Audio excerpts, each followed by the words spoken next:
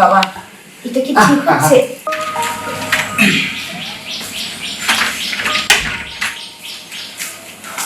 বাবা, ও বাবা স্বাগত, বস বস।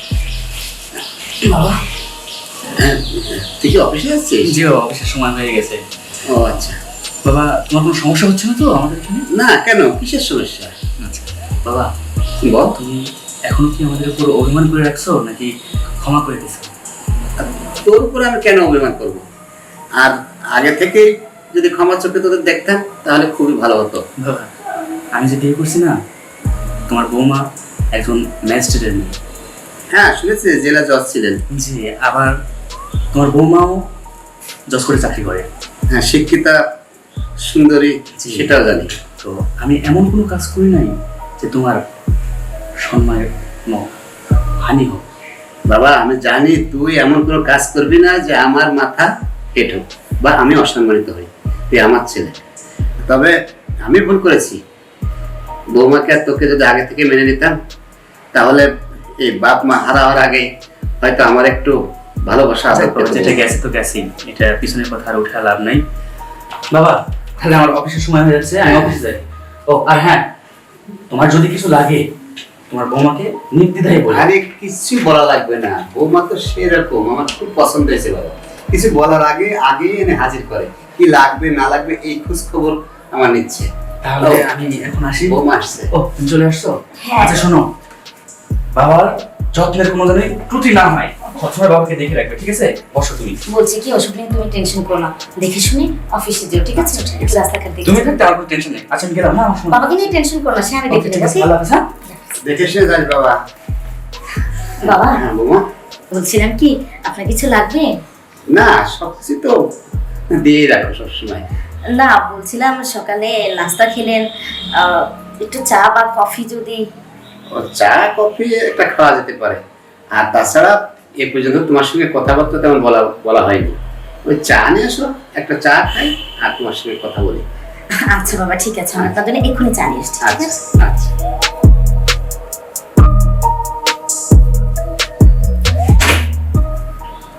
বৌমা সেই সুন্দরী, সেই স্মার্ট, শিক্ষিতা। উফ, এই চেহারায় সুন্দর দেখে তো আমি নিজেকে সামলাতে পারছি না। উফ, হ্যাঁ, কৌশল আছে, সুযোগ আছে, পয়েন্ট আছে। ওই পয়েন্টে ধীরে ধীরে আগাবো, দেখি বৌমাকে রাজি করানো যায় কিনা।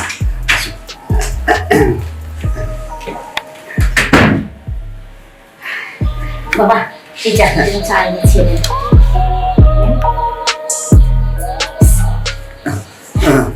হ্যাঁ বৌমা, বসো। বাবা, একদম আদা চা, আপনার খেতে নাকি খুব পছন্দ, আমার ছেলে বলছে। আচ্ছা, বলছিলাম কি বাবা, কি যেন বলবেন বলছিলেন? হ্যাঁ আসলে বৌমা বলছিলাম তোমার বাপ মা বেঁচে থাকতে তো আমি তোমাদের সঙ্গে সম্পর্ক বজায় রাখিনি, আর না রেখে তখন ভুল করেছি। সেই ভুলটা এখন আসলে শুধরাতে পারি না, মনের ভিতরে শুধু দাও দাও করে। না না বাবা, এটা আপনারও বা কি দোষ? আপনার ছেলে আপনাকে না জানিয়ে আমাকে বিয়ে করেছে, আপনি মানতে পারেননি প্রথম অবস্থায়, এখন তো মেনে নিয়েছেন। তাছাড়া আমার বাবা মা ওপরওয়ালার হুকুম হয়েছে, চলে গেছে দুনিয়া ছেড়ে, এতে আপনার বা আমার কার কিছুই করার নেই। সে ঠিক আছে, কিন্তু আসলে বিয়ে হয়েছে তো কয়েক বছর, একটা পোতা পত্নী আশা তো সবাই করে। আচ্ছা বৌমা, তোমার তো বিয়ে হয়েছে অনেকদিন, মনে কিছু করো না, আমি খুলেই বলি, যেহেতু আমি তোমার শ্বশুর, আমি তো বলতেই পারি, তাই না? হ্যাঁ অবশ্যই, কেন নয়, বলুন না বাবা। মানে বলছিলাম কি, তোমার তো অনেকদিন ঘর সংসার করছো, তা আমাদের পোতা পত্নী আসে না, বাচ্চা নিচ্ছে না কেন বৌমা? আসলে ব্যাপারটা হয়েছে কি বাবা, আমি আপনাকে খুলেই বলি বিষয়টা। আপনার ছেলে আছে না, ও বাচ্চা নিচ্ছে না, আর আমাকেও নিতে দিচ্ছে না।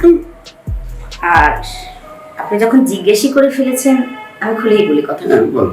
আপনার ছেলে কি বলে জানেন? বলে বাচ্চা কাচ্চা এই মুহূর্তে নিলে বডি ফিটনেস এসব নাকি লুজ হয়ে যাবে।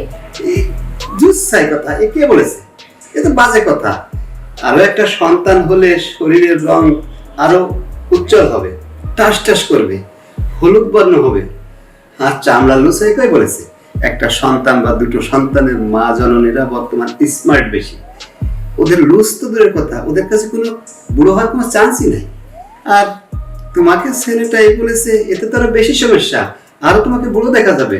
সন্তানাদি না থাকলে নিজের শরীরের কিছু জিনিস আছে যা সন্তানের প্রয়োজন, সেটা যদি তুমি না দিতে পারো তাহলে তোমার শরীর ঠিক থাকবে কি করে? ওইটা তো শরীরের ভিতর জমে যায়, তোমার চেহারা ছবি সব নষ্ট হয়ে যাবে। আমি আপনার ছেলেকে অনেক করে বুঝিয়েছি বাবা, তাছাড়া অনেক ময়মুরবি আমাকেও বলেছে বাচ্চা কাচ্চা হলে ফিটনেস আরো ভালো হয়। হ্যাঁ, আর তারপরে মানে মা মা হওয়ার পর বোঝা যায় যে স্বামী কি জিনিস। আসলে সেটা আপনার ছেলেকে আমি বুঝাতে পারছি না। ও বলছে যে আরো 10-15 বছর যা, তারপরে নাকি সে চিন্তা ভাবনা করবে বাচ্চা নাও। 10-15 বছর মানে ওর এক্সপায়ার ডেট হয়ে যাবে, কোনো তুমিও এক্সপায়ার ডেট হয়ে যাবে।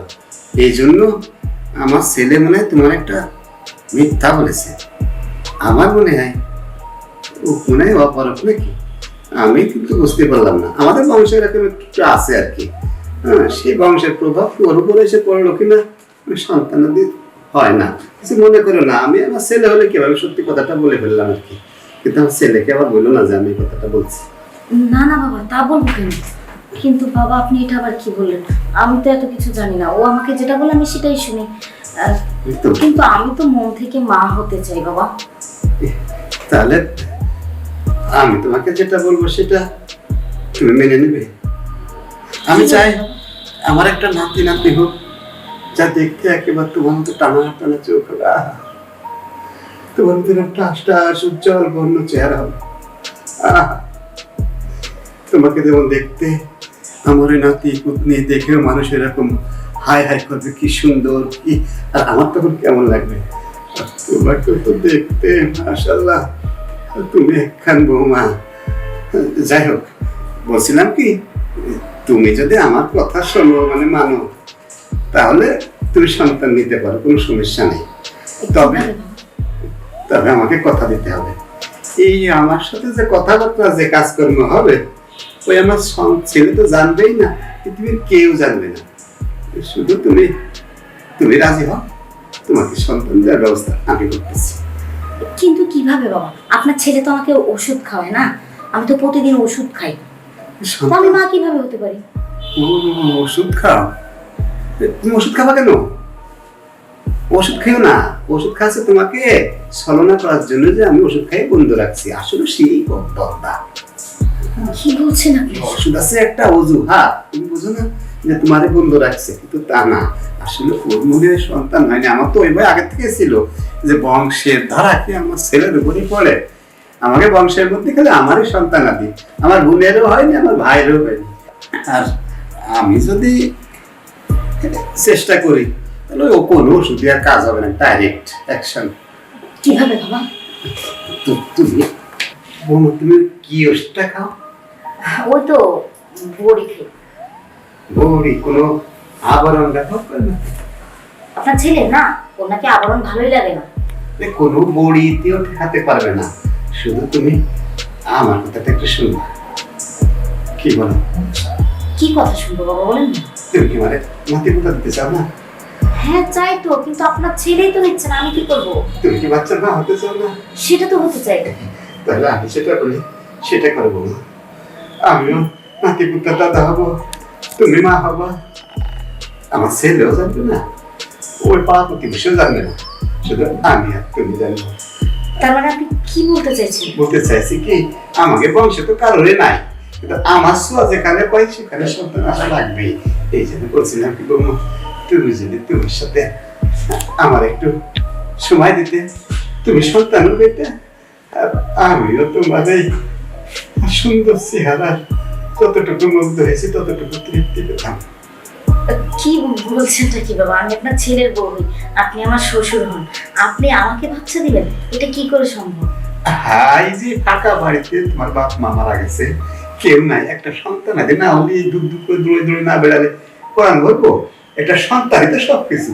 আর তোমার স্বামী পারে না, তোমার ওষুধ খাই তোরা ভুলাই রাখে, তুমি সন্তান চাই না তোমার স্বামী, তাই তুমি নিশ্চয় কোনো কথা, তুমি রাজি হও। আমাকে সময় দাও, তোমার ঠিক ফুটফুটে একটা সন্তান হবে। বাবা কি করছেন? তুমি রাজি হয়ে যাও, না করো না।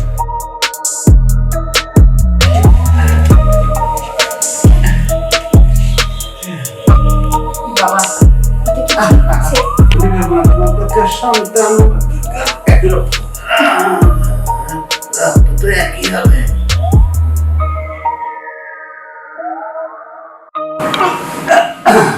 ওঠো।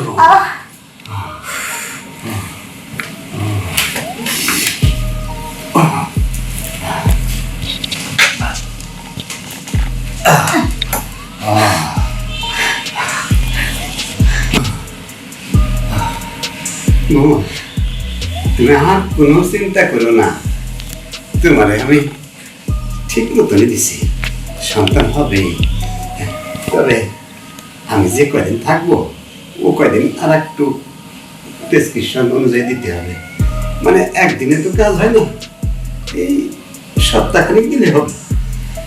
ঠিক আছে বাবা, সে না হয় হবে, কিন্তু ওষুধ খেলে তার বাচ্চা পেটে আসবে না। ওষুধ কি বন্ধ করে দেবো তাহলে? আপনার ছেলে যদি কিছু জিজ্ঞাসা করে বলবো ওষুধ খেতে ভুলে গিয়েছি।